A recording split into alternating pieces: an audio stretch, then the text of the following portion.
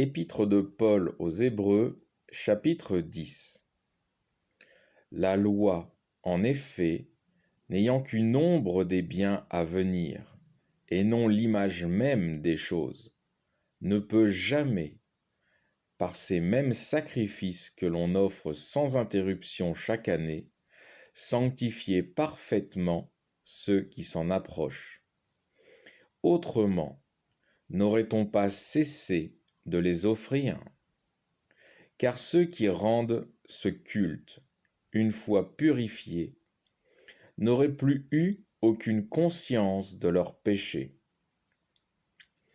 Tandis que, par ces sacrifices, on rappelle chaque année le souvenir des péchés, parce qu'il est impossible que le sang des taureaux et des boucs enlève les péchés. J'ai fait une parenthèse. Paul récapitule ce que nous avons lu au chapitre précédent, que le sang des animaux ne suffit pas pour retirer le péché. Sinon, il n'y aurait plus besoin de sacrifices chaque année. Le Christ a une valeur immense et éternelle. C'est la raison pour laquelle il a offert sa vie, une fois pour toutes, afin de couvrir le péché pour l'éternité. Je poursuis verset 5. C'est pourquoi le Christ dit en entrant dans le monde: Vous n'avez voulu ni sacrifice, ni oblation, mais vous m'avez formé un corps. Vous n'avez agréé ni holocauste, ni sacrifice pour le péché. Je fais une parenthèse. Donc là, on a affaire à un dialogue entre Jésus-Christ et Dieu le Père. Les sacrifices étaient une mesure temporaire. Lorsque Jésus dit du Père qu'il n'a pas agréé les sacrifices, ce n'est pas qu'il ne les acceptait pas, c'est que les sacrifices n'atteignaient pas la valeur pour couvrir éternellement le péché. Je poursuis verset 7, donc c'est Jésus qui parle. Alors j'ai dit, me voici, car il est question de moi dans le rouleau du livre. Je viens, ô Dieu, pour faire votre volonté. Après avoir commencé par dire, vous n'avez voulu et vous n'avez agréé ni oblation, ni holocauste, ni sacrifice pour le péché. Toute chose qu'on offre selon la loi. Il ajoute ensuite, voici que je viens pour faire votre volonté. Il abolit ainsi le premier point pour établir le second. C'est en vertu de cette volonté que nous sommes sanctifiés. Sanctifiés, c'est rendu saint. Par l'oblation que Jésus-Christ a faite, une fois pour toutes, de son propre corps. Et tandis que tout prêtre se présente chaque année pour accomplir son ministère, et offre plusieurs fois les mêmes victimes, qui ne peuvent jamais enlever les péchés, lui, le Seigneur, au contraire, après avoir offert un seul sacrifice pour les péchés, s'est assis pour toujours à la droite de Dieu, attendant désormais que ses ennemis deviennent l'escabeau de ses pieds. Car, par une oblation unique, il a procuré la perfection pour tous ceux, pour toujours, à ceux qui sont sanctifiés. C'est ce que l'Esprit Saint nous atteste aussi, car après avoir dit « Voici l'alliance que je ferai avec eux après ces jours-là », le Seigneur ajoute « Je mettrai mes lois dans leur cœur, et je les écrirai dans leur esprit, et je ne me souviendrai plus de leurs péchés, ni de leur iniquité. Or, là où les péchés sont remis, il n'est plus question d'oblation pour le péché. Ainsi donc, frères, puisque nous avons par le sang de Jésus un libre accès dans le sanctuaire, par la voie nouvelle et vivante qu'il a inaugurée pour nous à travers le voile, c'est-à-dire à travers sa chair, et puisque nous avons un grand prêtre établi sur la maison de Dieu, approchons-nous avec un cœur sincère, dans la plénitude de la foi, le cœur purifié des souillures d'une mauvaise conscience, et le corps lavé dans une eau pure. Restons inébranlablement,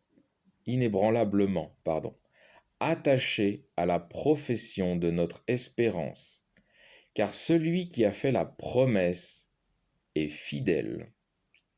Ayons l'œil ouvert les uns sur les autres pour nous exciter à la charité et aux bonnes œuvres.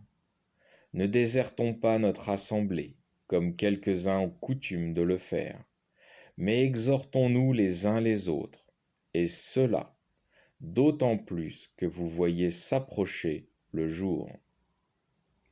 Car si nous péchons volontairement, après avoir reçu la connaissance de la vérité, il ne reste plus de sacrifice pour les péchés.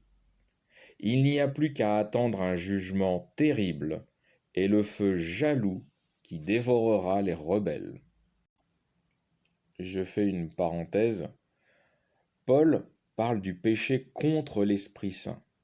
Il n'y a plus de sacrifice pour celui qui se rebelle volontairement contre Dieu, à l'image de Satan. Je poursuis, verset 28. Celui qui a violé la loi de Moïse meurt sans miséricorde, sur la déposition de 2 ou 3 témoins. De quel châtiment plus sévère pensez-vous que sera jugé digne celui qui aura foulé aux pieds le Fils de Dieu, qui aura tenu pour profane le sang de l'alliance par lequel il avait été sanctifié, et qui aura outragé l'Esprit de la grâce. Car nous le connaissons, celui qui a dit « À moi la vengeance, c'est moi qui paierai de retour. » Et encore, le Seigneur jugera son peuple. Il est effroyable de tomber entre les mains du Dieu vivant. Rappelez-vous ces premiers jours, où après avoir été éclairés, vous avez soutenu un grand combat de souffrance, tantôt exposés comme en spectacle aux opprobes et aux tribulations, tantôt prenant part aux maux de ceux qui étaient ainsi traités.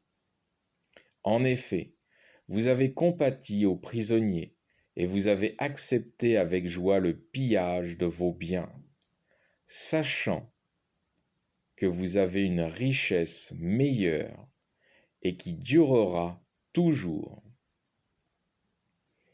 N'abandonnez donc pas votre assurance, une grande récompense y est attachée, car la persévérance vous est nécessaire, afin que, après avoir fait la volonté de Dieu, vous obteniez ce qui vous est promis.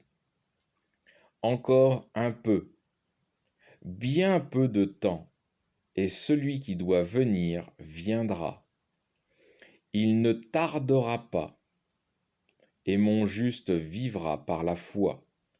Mais s'il se retire, mon âme ne mettra pas sa complaisance en lui. Pour nous, nous ne sommes pas de ceux qui se retirent pour leur perte, mais de ceux qui gardent la foi pour sauver leur âme. Alors je fais une dernière parenthèse.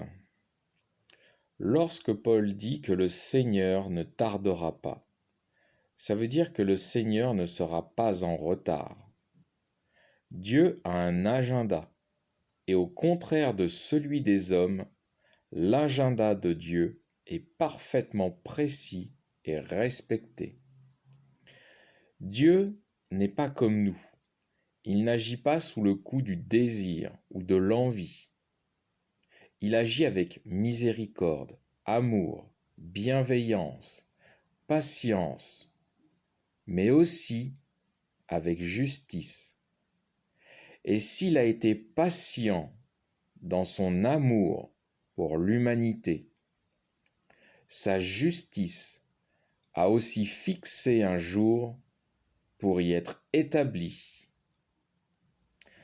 Alors c'est vrai qu'il est question de grandes récompenses, mais ne servons pas le Seigneur pour ces récompenses. Cela viendra au moment voulu. Mais servons le Seigneur avec tout notre cœur, pour lui, pour ce qu'il est, car il est l'image du Père. Fin du chapitre 10.